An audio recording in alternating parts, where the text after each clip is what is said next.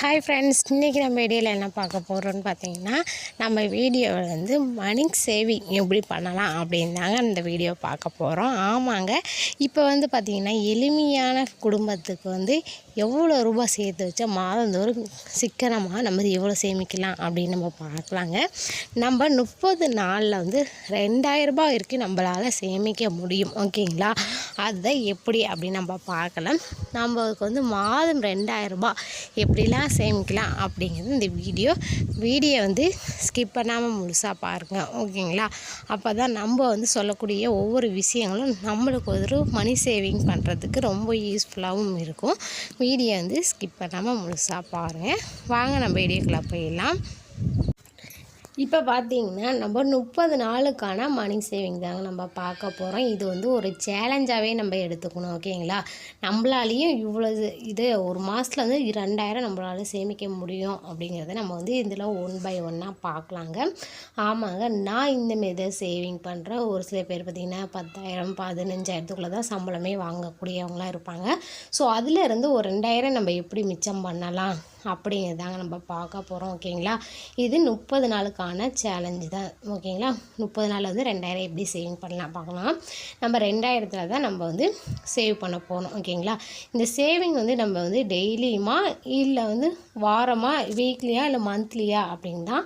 ஓகேங்களா, நம்ம வந்து 30 நாளுமே நம்ம வந்து சேவ் பண்ண போகணும். ஓகேங்களா, 30 நாளுமே நம்ம கொஞ்சம் கொஞ்சமாக காசு சேர்த்து வச்சிங்கன்னா கண்டிப்பாக நம்மளால் 2000 வந்து சேவ் பண்ண முடியும். ஓகேங்களா, அதனால் 30 நாளுமே நம்ம எடுத்தாச்சு. இதில் அமௌண்ட் பார்த்திங்கன்னா நம்ம வந்து நம்மளுடைய வசதிக்கு தகுந்த மாதிரி நம்ம வந்து சூஸ் பண்ணிக்கலாம். இப்போது 2 ரூபாவோ இல்லை 3 ரூபா 4 ரூபா இல்லை 5 ரூபா 10 ரூபா அந்தமாரி கூட நம்ம வந்து அமௌண்ட் எடுத்துருக்கலாம். ஓகேங்களா, அந்தமாரி அமௌண்ட் எடுத்திங்கன்னா அன்னன்னைக்கு எவ்வளோ போடணும் அப்படின்னு நம்ம பார்க்க போகிறோங்க. இப்போ பார்த்திங்கன்னா நான் 4 ரூபாய் நம்ம எடுத்திருக்கேன். ஓகேங்களா, ஒரு நாளைக்கு 4 ரூபாய் வீதம் நம்ம வந்து சேவ் பண்ண போகிறோம்.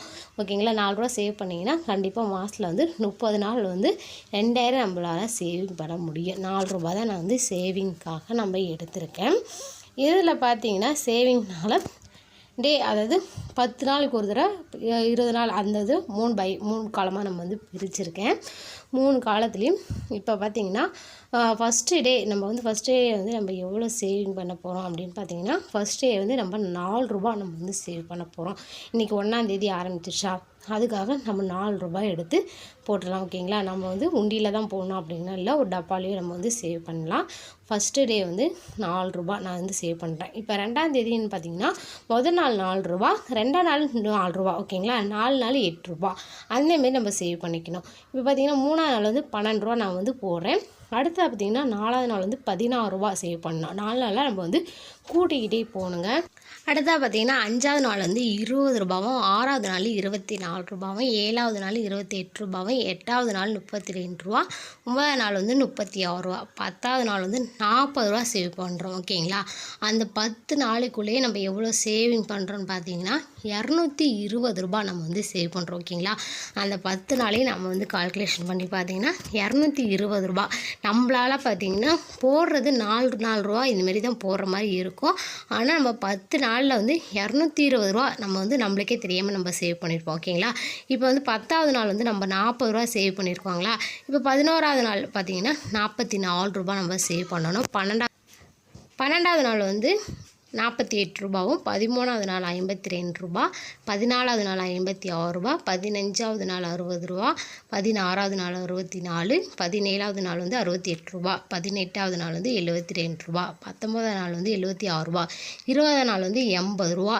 இந்த வாரத்தில் பார்த்திங்கன்னா அதாவது 10 நாள் அடுத்த 10 நாளில் வந்து 620 ரூபா நம்மளால் சேவிங் பண்ண முடியும். கண்டிப்பாக நம்ம வந்து இந்த இது சின்ன சின்ன விஷயங்களாக இந்த மாதிரி பண்ணிகிட்டே வந்திங்கன்னா கண்டிப்பாக நம்மளாலையும் நிறைய சேவிங் பண்ண முடியும். ஓகேங்களா, அடுத்தா பார்த்திங்கன்னா 21ஆவது நாள் வந்து 84 ரூபாவும், 22ஆவது நாள் 88 ரூபாவும், 23ஆவது நாள் 92 ரூபாவும், 24ஆவது நாள் 96 ரூபாவும், 25ஆவது நாள் 100 ரூபாவும், 26ஆவது நாள் 104 ரூபாவும், 27ஆவது நாள் 108 ரூபாவும், 28ஆவது நாள் 112 ரூபாவும், 29ஆவது நாள் 116 ரூபா, 30ஆவது நாள் பார்த்திங்கன்னா 120 ரூபா நம்ம வந்து சேவ் பண்ண போகிறோம். ஓகேங்களா, இந்த 30 நாளுக்கும் கால்குலேஷன் போட்டு பார்க்குறோம். ஓகேங்களா, அடுத்த 10 நாளில் 120 நம்ம சேவ் பண்ணுறோங்க. இதில் பார்த்தீங்கன்னா கடைசி 10 நாள் வந்து 1020 ரூபா நம்மளால் சேவிங் பண்ண வைக்க முடியுது. ஓகேங்களா?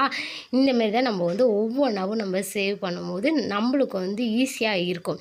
இதை பார்த்திங்கன்னா நம்ம உண்டியில் தான் நம்ம வந்து சேவ் பண்ணோம் அப்படின்லாம் இல்லைங்க. அதுக்கு தனியாக நம்ம வந்து செலவு பண்ணுறதோட ஏதாச்சும் ஒரு டப்பாவோ கிடச்சிதுன்னா அந்த டப்பாவில் கூட நம்ம வந்து சேவ் பண்ணி வச்சுக்கலாம். ஓகேங்களா?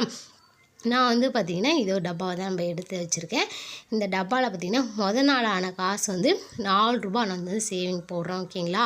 இந்த 4 ரூபா சேவ் பண்ணிவிட்டு ஃபஸ்ட்டு டேக்கான 4 ரூபா அது வந்து நம்ம டிக் பண்ணிக்கலாம். அப்போ தான் நம்மளுக்கு வந்து ஒவ்வொரு டேஸும் நம்ம வந்து போகிறது வந்து நம்மளுக்கு தெரியும். ஓகேங்களா? இது மட்டும் இல்லாமல் அன்னன்னைக்கு தான் நம்மள வந்து பைசா போடணுமா அப்படின்னா நம்மகிட்ட கொஞ்சம் காசு அதிகமாக இருந்தாலும் அதுவும் போட்டுக்கலாம். இப்போ பார்த்திங்கன்னா அடுத்து என்கிட்ட 100 ரூபா இருக்குது. இந்த 100 ரூபா வந்து எத்தனை நாள் ஆன காசு அப்படின்னு பார்த்தீங்கன்னா 25வது நாளான காசா. ஓகேங்களா? 25வது நாளில் வந்து நம்ம 100 ரூபா வந்து போடுற மாதிரி இருக்குது. ஓகேங்களா? அந்த 100 ரூபாவுக்கு நேராக வந்து நான் டிக் பண்ணிக்கிறேன்.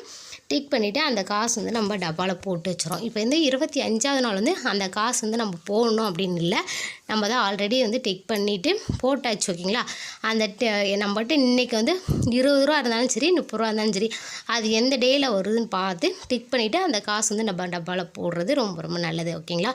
நம்ம டிக் பண்ணிகிட்டே வர வர அந்த வந்து அமௌண்ட் வந்து நம்ம வந்து சேவ் பண்ணிட்டோம் அப்படின்னு தான் அர்த்தம். ஓகேங்களா? இப்போ அடுத்தா பார்த்திங்கன்னா எல்லா டோட்டலையும் கூட்டினா அதாவது ஃபஸ்ட்டு 10 நாள் வந்து 220 ரூபாவும், 2வது 10 நாள் வந்து 620 ரூபாவும், 3வது 10 நாளில் வந்து 1020 ரூபா. ஓகேங்களா? 3த்தையும் டோட்டல் பண்ணால் 1860 ரூபா ஆகுது. ஓகேங்களா? நீங்கள் 2000 சேவ் பண்ணலாம் அப்படின்னு சொன்னீங்களே, இப்போ வந்து என்னங்க 1860 ரூபா தான் அப்படின்னு சொல்கிறீங்களா அப்படின்னு கேட்குறீங்க. இருந்தாலும் நான் என்ன சொல்ல போகிறீங்கன்னா அடுத்ததாக பார்த்திங்கன்னா சில்லறை தான் நம்ம சேவிங் பண்ணுறோம். ஓகேங்களா?